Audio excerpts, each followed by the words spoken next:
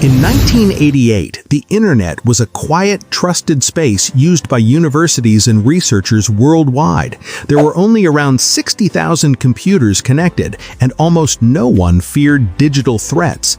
Everything worked on cooperation and trust because no one expected systems to turn against themselves.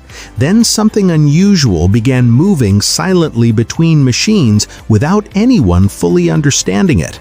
At first, nothing seemed dangerous, just small slowdowns that felt like normal technical problems. But those slowdowns started repeating across different systems in completely unrelated locations worldwide. Machines began acting strangely, as if something invisible was quietly multiplying behind the scenes. Somewhere inside this growing confusion was a graduate student working on a quiet experiment. His name was Robert Tappan Morris, and he was curious about how large the Internet actually was. At that time, there was no simple way to measure the size of the network accurately, so he thought of building a program that could travel between machines and gather information. It sounded simple, but what he created would behave in ways no one fully predicted. The program he built was something called a worm, which could move from one computer to another.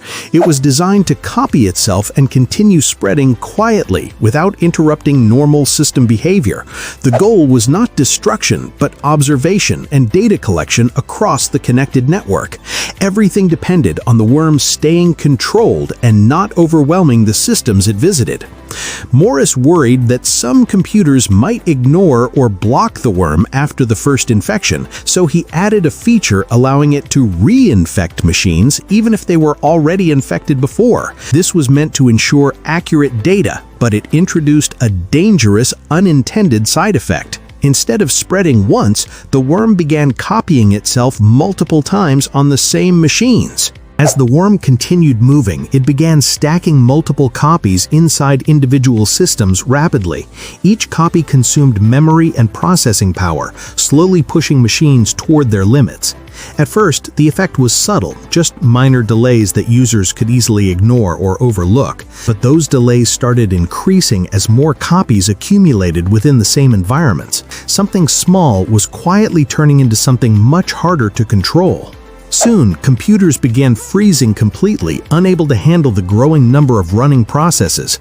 Programs stopped responding, and systems that once worked smoothly became unusable almost instantly. Across different institutions, people noticed the same strange behavior happening at the same time. Who were dealing with this, and how did they even begin to understand what was happening? Because at that moment, there were no clear answers and no established solutions.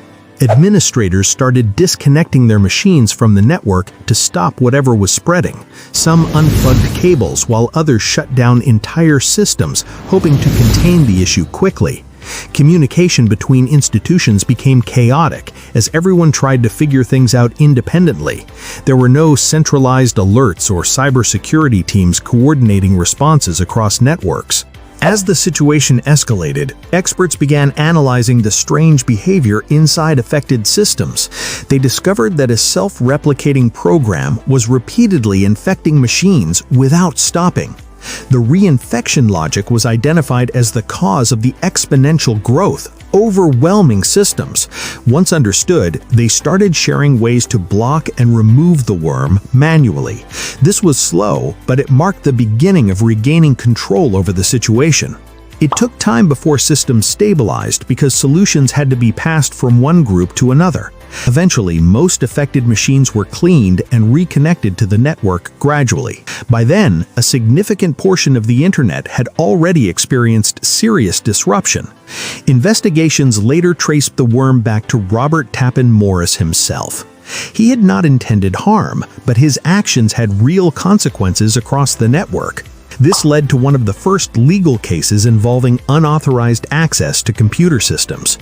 Morris became the first person prosecuted under laws designed for digital misuse. More importantly, this event forced people to rethink how digital systems should be protected. It showed that even trusted environments could become vulnerable under the wrong conditions.